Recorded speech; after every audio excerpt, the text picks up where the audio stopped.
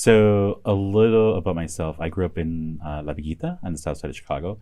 My mother was an aspiring singer and songwriter, and so I remember her belonging to a committee of they call themselves Comité Arte Mexico, aspiring artists, singers, songwriters, performers. So I was surrounded by artists my entire youth as a child, and so I just remember them coming together, having meals, celebrating, and singing, rehearsing. And my mother, during her downtime, she would write songs, and I just like grew up fascinated with the arts.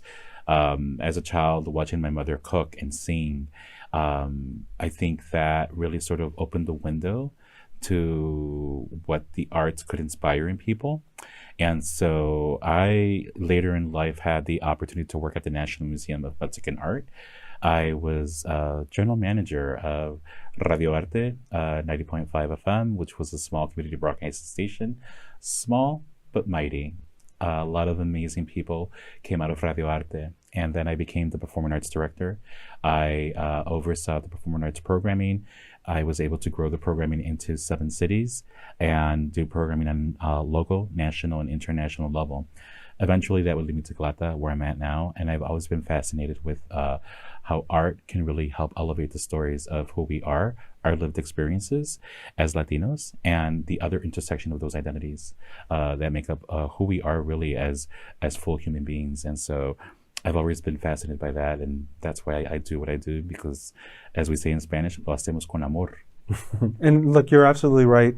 Art is often a bridge that helps people not only be entertained, but also understand one another. Yes. And especially when you're from different community, whether it's ethnicity, race, gender, sexual orientation. Yeah.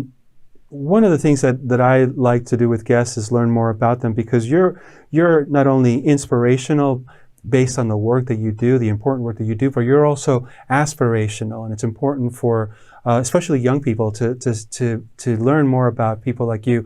For someone that is an aspiring actor, a playwright, or like yourself, be involved in leading that effort, what advice can you give them? I think that wow. That's in some ways, it's a simple yet loaded question. Advice is always like, so, how do you give the right advice? The only thing I could say is that there is nothing more powerful than being authentic and telling your story. To me, as simple as that may be, I think it's a powerful message, because earlier you asked why it's important for us to tell our stories.